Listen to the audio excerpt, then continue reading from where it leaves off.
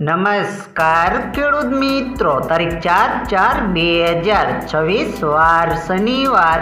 આજે આપણે ઊંઝા માર્કેટ યાર્ડના તાજા બજાર ભાવ જોવાના છીએ, પણ તે પહેલા મારી આ જીએસ માર્કેટ યાર્ડ ચેનલ ઉપર નવા આવ્યા હોય તો સબસ્ક્રાઇબ જરૂર કરી નાખજો, જેથી કરીને તમને રોજ તાજા બજાર ભાવ મળતા રહે. તો ચાલો મિત્રો, ચાલુ કરીએ આજના તાજા બજાર ભાવ.